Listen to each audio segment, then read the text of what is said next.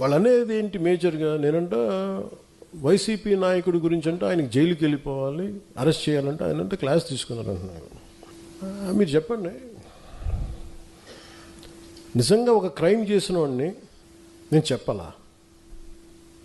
అంటే ఒకటి జైలుకి వెళ్ళిపోయి ఒకళ్ళకి ఏదైనా అయిపోతే దానివల్ల జనసేన ఎదుగుతాడు, పవన్ కళ్యాణ్ ఎదుగుతాడు. అంత దిగజారుడు మైండ్ సెట్ ఉంది. అసలు దానికోసం పాలిటిక్స్కి వస్తాం? అసలు మీరు పాలిటిక్స్లో మీరు ఎంపీ ఇలాంటి వాళ్ళు ఎవరు పాలిటిక్స్లో లేనప్పుడు కదా నేను వచ్చి రోడ్డు మీదకి వచ్చి ఆ రోజున వైఎస్ రాజశేఖర రెడ్డి గారు ముఖ్యమంత్రిగా ఉన్నప్పుడు కదా నేను నా తుపాకీని సరెండర్ చేసి కదా నేను పాలిటిక్స్కి వచ్చింది. ఏం మాట్లాడతారు మీరు? ఎంత తెగింపు ఉంటే వస్తాం, ఎంత తెగించే గుణం ఉంటే వస్తాం పాలిటిక్స్కి. అలాంటి నేను కూర్చోబెట్టంటే వైసీపీ నాయకుడు అంటే ఆయన జైలుకి వెళ్ళాలని చెప్పానని ఈయన ఊహించుకొని చెప్తారు. అదో పెద్ద న్యూస్ అది.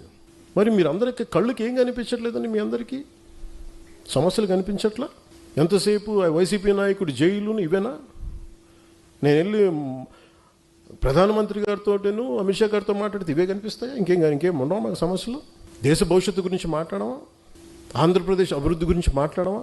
కూర్చోబెట్టి వీళ్ళని జైల్లో పెట్టండి, వాళ్ళని జైల్లో తీయండి, వీళ్ళ నడుంకి బెల్ట్ కట్టేయండి, వాళ్ళ గురుజులు ఇవే చెప్తాం చెన్నాలి. ఆయన వాళ్ళకి చెప్పాలా? వ్యవస్థకి నేను చెప్పాలా? ఏసీబీ కోర్టులోనూ వాళ్ళకి క్రైమ్స్ లేవా? రిజిస్టర్ అవ్వలేదు, వాళ్ళు కోర్టులకు వెళ్ళవు, కోర్టులు పనిచేయట్లేదు, కోర్టులకు మేము చెప్పాలా? సుప్రీంకోర్టు జడ్జిలకు తెలియదా ఎవరు నేరం చేశారు, ఎవరు చేశారని తెలియదా? మేము చెప్పాలా?